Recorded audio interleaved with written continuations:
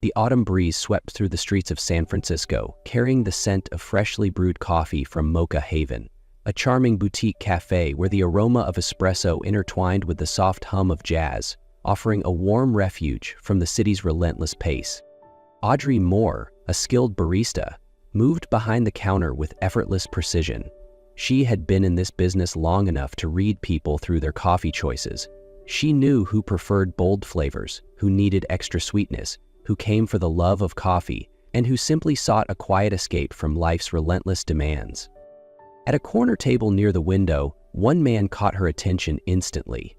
He sat alone, absently stirring his espresso, his slate-gray eyes fixed on a distant point, as though lost in a world far removed from the cafe's warm embrace, a world only he could see. Maggie Lopez, Audrey's co-worker and closest friend, brushed past her and murmured under her breath, "Do you know who that is? That's Egbert Augustus, CEO of Augustus Tech. His company just hit a $2 billion valuation, but look at him. He looks like he's lost everything." Audrey frowned slightly. She had seen wealthy patrons in this cafe countless times, but Egbert was different. There was something profoundly real, achingly lonely about him, and for some reason, she couldn't look away. All evening, Audrey found herself drawn to Egbert. She watched him in quiet observation, noticing the little details most would overlook. The way he placed his phone face up on the table, its screen lighting up repeatedly with notifications he never bothered to check. The way his fingers idly traced the rim of his untouched espresso cup, lost in thought. And most of all, his eyes. The eyes of a man carrying a grief too heavy to name. As the night wore on, Mocha Haven emptied, leaving only a handful of patrons absorbed in books or tapping away at their laptops. Audrey wiped down the counter, but her gaze kept drifting back to Egbert. And then she saw something unexpected, a single tear slipping silently down his cheek. Before she could think, before she could second-guess herself, Audrey was moving toward him. She leaned in, her voice barely above a whisper. "Sometimes we need a reminder that we're still alive." Egbert looked up, his slate-gray eyes momentarily flickering with confusion. But before he could react, Audrey bent down and pressed a soft, fleeting kiss against his lips. For a heartbeat, everything stood still. The kiss was barely more than a breath, but it carried something powerful. A spark slipping through the cracks of the walls Egbert had spent years building around himself. He inhaled sharply, as if feeling something real for the first time in ages. Audrey stepped back, her heart pounding in her chest. Egbert stared at her, and this time his eyes were not just filled with sorrow. There was something else, a flicker of something long buried, something forgotten.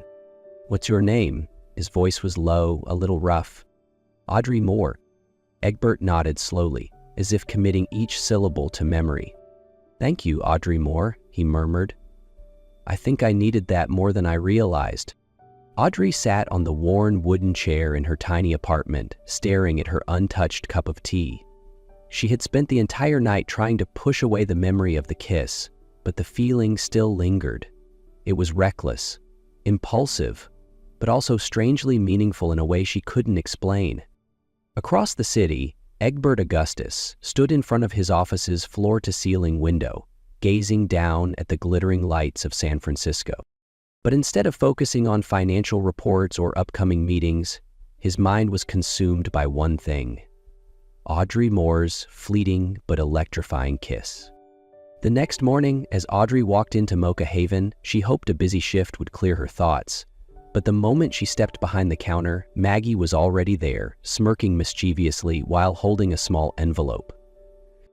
"He came back looking for you," Maggie teased, nudging Audrey. "Egbert Augustus. He asked about you and left this." Audrey hesitated before opening the envelope. The handwriting was neat, deliberate. "Thank you for reminding me that I'm still alive. If you're willing, meet me at Pier 39 this Saturday afternoon. No pressure, no expectations, just a conversation. Egbert Augustus." Below the signature was a phone number. Audrey stared at it, her emotions swirling. Maggie folded her arms, watching her with an amused expression. "Are you going to text him?" Audrey clenched the letter in her hands. Every logical part of her screamed that this was a bad idea, that she shouldn't get involved with a man like Egbert, someone carrying too much grief, too many ghosts. But her heart whispered something different. Taking a deep breath, she unlocked her phone and started typing. "I'll be there, but no fancy restaurants. If we're going to talk, let's do it somewhere real." Across the city, Egbert's phone vibrated. As he read Audrey's message, a slow, genuine smile crossed his face. For the first time in years, he felt a flicker of hope. The evening at Pier 39 was breathtaking. The sunset painted the sky in hues of gold and crimson, its reflection shimmering on the waves. The air carried a blend of salt, caramel, and freshly baked pastries from nearby stalls. Audrey arrived earlier than planned, partly to soak in the calm, partly because she wasn't sure what to expect. She chose a small cafe by the waterfront, cozy, unpretentious, and warm. It was nothing like the upscale restaurants she imagined Egbert Augustus would frequent. When Egbert arrived, Audrey was surprised. He wasn't in a tailored suit, but in a dark sweater and jeans. He looked more human, more approachable. "You picked a great spot," Egbert said, taking a seat across from her. Audrey shrugged, lifting her coffee cup. "It's comfortable, and I didn't think you'd want anything too fancy." Egbert chuckled softly, a rare but genuine sound. "You're right. I've had enough of luxury for a lifetime." Their conversation flowed easily, more naturally than Audrey expected. Egbert spoke about his early days as a young programmer, spending countless hours in cafes, working tirelessly on ideas that would one day change his life. Audrey shared memories of her childhood with Helen, the woman who taught her how to brew coffee and inspired her to dream of having her own shop. They talked, they laughed. For the first time, it felt like they were just two ordinary people finding a connection. But then Egbert felt quiet. He gazed at the water, his expression unreadable. 3 years ago, I lost my wife and son in a car accident, he said softly. Since then, I stopped believing in good things. Audrey didn't speak right away. She didn't try to offer empty comfort or tell him that time heals all wounds. Instead, she simply placed her hand lightly on the table, not touching his, but close enough for him to know she was there. Egbert glanced at her hand, as if considering something before taking a slow breath. "What about you?" he asked, turning his gaze back to her. Audrey gave a small, sad smile. "I know loss too. I lost my parents when I was young, but I learned that sometimes the only way forward is to find something worth holding on to." Egbert held her gaze for a long time, then slowly nodded. For the first time in a long while, he felt seen. And in that moment, the world seemed to slow down. The sound of waves lapping against the shore, the glow of streetlights reflecting in Egbert's eyes. Neither of them spoke, but the silence wasn't uncomfortable. It was warm, familiar, safe. Finally, Egbert spoke, his voice quiet but sincere. "Thank you, Audrey." Audrey tilted her head, curious. "For what?"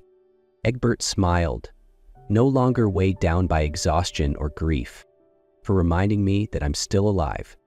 2 days after their heartfelt evening at Pier 39, Audrey still couldn't shake the feeling that something between them had shifted. There was something there, something real. That morning, as she stepped into Mocha Haven, she expected nothing more than a regular day at work. But before she could even tie on her apron, Maggie rushed toward her, eyes wide in disbelief. "Audrey, you're not going to believe this." "What?" Audrey blinked. Maggie shoved her phone into Audrey's hands. The screen displayed a financial news article with a bold headline. Egbert Augustus acquires Sweet Beans cafe chain, plans nationwide expansion. Audrey frowned. "Sweet Beans? So what?" Maggie stared at her like she had just spoken nonsense. "Sweet Beans is the biggest boutique cafe chain in the city, and that's not all." Just then, the cafe door swung open, and Egbert walked in. Audrey's heartbeat stuttered. Was he here because of this? Egbert smiled at her, but Audrey could tell there was tension behind it. "Can we talk outside for a moment?" he asked. Audrey hesitated, then untied her apron and followed him outside into the crisp morning air. Egbert took a deep breath, then met her eyes.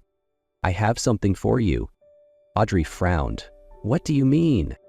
Egbert reached into his pocket, pulling out a key and a small envelope. This store, he said, placing the key in her palm. One of Sweet Bean's locations. It's yours, Audrey. I wanted to help make your dream a reality.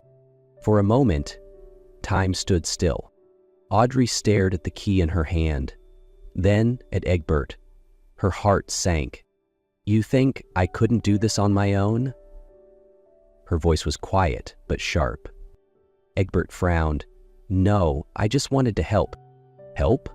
Audrey let out a small, humorless laugh.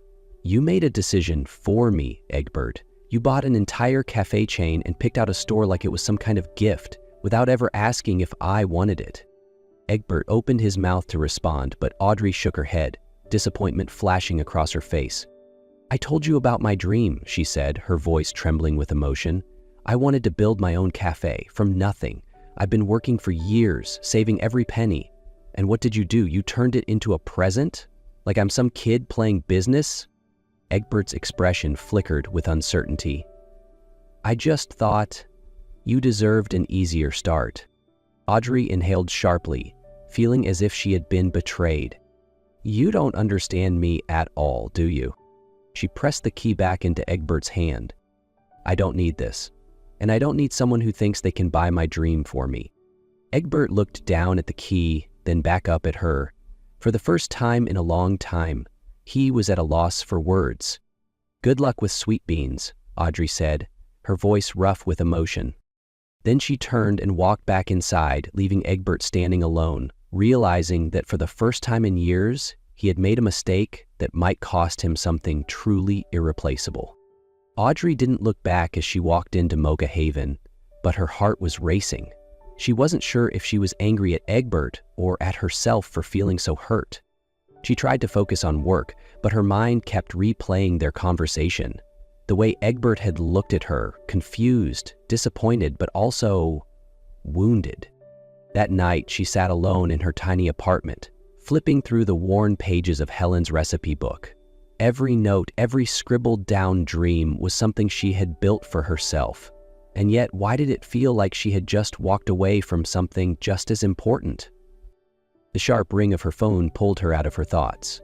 Maggie, are you really going to let it end like this? Maggie asked the moment Audrey answered. What else is there to say? Audrey sighed. Maybe the truth? Maggie's voice softened. Danny, Egbert's assistant, told me he had been planning to buy Sweet Beans for a long time, even before he met you. And giving you that cafe wasn't about thinking you couldn't do it on your own. It was about wanting to be part of your dream. Audrey tightened her grip on the phone. Egbert never told her that. If you really care about him, at least hear him out, Maggie urged gently. Audrey closed her eyes. Maggie was right. She had spent so long fighting to prove herself, but maybe this time she needed to listen. The next morning, Audrey stood outside Augustus Tech's headquarters, her heart pounding harder than she liked. She dialed Egbert's number. It barely rang twice before he picked up. Audrey? His voice was rough, surprised, but filled with hope. I think we need to talk. Her voice was quiet, but steady. On the other end of the line, she could hear Egbert exhale, a breath of relief. Where are you? She asked. At my office, but if you want to meet, I'll go anywhere. Audrey took a deep breath, then smiled softly. I'm already downstairs. Egbert shot up from his chair the moment he heard Audrey's words. You're downstairs? His voice held a mix of disbelief, as if afraid this was just a dream. Yeah, how long are you planning to keep me waiting out here? Audrey asked, keeping her voice steady even though her heart was racing. Less than 3 minutes later, the glass doors of the building swung open and Egbert stepped out. He wasn't wearing a suit, just a button-down shirt with the sleeves rolled up. He looked exhausted, yet his eyes lit up the moment they landed on her. Audrey crossed her arms, watching him carefully. So, do you have something to say to me? Egbert exhaled deeply, then nodded. I was wrong, he admitted. I thought that if I could help you achieve your dream faster, it would be the right thing to do. But I didn't realize your dream isn't just about owning a cafe. It's about the journey to get there. Audrey said nothing, letting him continue. I wasn't trying to buy your dream, Audrey. I just wanted to have a place in it. You've changed me in ways I can't even explain, and I thought that if I could help you, that was the only way I could be worthy of what you've done for me. Audrey felt something tighten in her chest. She knew Egbert wasn't the kind of man who easily expressed emotions. For him to admit his mistake and lay his feelings bare like this, it wasn't something she could ignore. "And what do you think now?" she asked quietly. Egbert held her gaze, his sincerity shining through. "I think if you still want to chase your dream your way, then I'll stand beside you. I'll support you, but I won't interfere." He hesitated for a moment before chuckling. "And I promise not to buy any more cafe chains without telling you first." Audrey laughed, the sound lighter than it had been in days. "That's a good start," she said, and for the first time since their argument, she felt some of the weight lift from her chest. Egbert took a deep breath, then asked softly, "So, can you forgive me?" Audrey held his gaze for a long moment before finally allowing a small smile. "I'll think about it," she said, and for the first time, she used I'll instead of I. Egbert noticed the shift, and a flicker of hope appeared in his eyes. 2 weeks had passed since their conversation, and Audrey still hadn't given Egbert a direct answer. But there was one thing she couldn't deny. He had kept his word. He hadn't bought another cafe. He hadn't tried to interfere in her plans, but he still showed up, not as an investor, but as a friend. Every evening after work, Audrey would find a small paper bag waiting outside her apartment door. Sometimes it was a book about business. Other times, a dessert from a tiny bakery. And once, a bag of premium coffee beans with a note attached. "I haven't bought any cafes, but can I still buy coffee?" Audrey laughed when she read it. Egert Augustus, the billionaire CEO, was trying to win her over with coffee. And worse, it was working. 3 months later, on a bright autumn morning, their cafe finally opened. A wooden sign above the door read, "August and More, every cup has a story." As the doors swung open, the rich aroma of freshly brewed coffee mixed with the scent of warm pastries. The cafe wasn't the biggest in town, but it was cozy, full of life. The kind of place that made people feel at home the moment they stepped inside. Audrey stood behind the counter, watching as their first customers walked in. Neighbors, old colleagues, and even strangers drawn to the new cafe on the block. Egbert approached, sleeves rolled up, no longer the distant, untouchable CEO he used to be. He wasn't just an observer today, he was part of this dream. "Ready?" Egbert asked, his voice warm. Audrey took a deep breath, then smiled. "Always."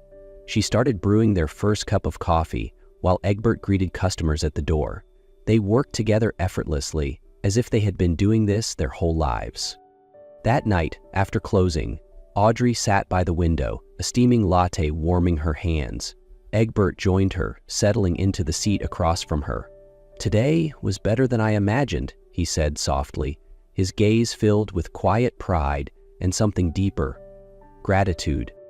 "Yeah." Audrey smiled, looking around. Everything she had dreamed of was now real. She turned to Egbert. "Do you regret investing in my dream?" Egbert chuckled, shaking his head. "No, but do you regret letting me be part of it?" Audrey held his gaze for a long moment before shaking her head. "No, maybe. This was how it was meant to be." Egbert leaned forward slightly, his expression softer than ever. "I once thought I'd never love again, Audrey." His voice was quiet but honest. "But you made me believe in good things again." Audrey felt her heart skip a beat. She didn't respond right away. Instead, she simply placed her hand on the table. Egert glanced down, then slowly laid his hand over hers. No more words were needed. She understood. He understood. They didn't need a perfect ending. They just needed a new beginning, a journey they would take together. Outside the window, the city lights continued to flicker in the never-sleeping streets, but inside August and More, time stood still. Just two people, two dreams, and a story that was only just beginning.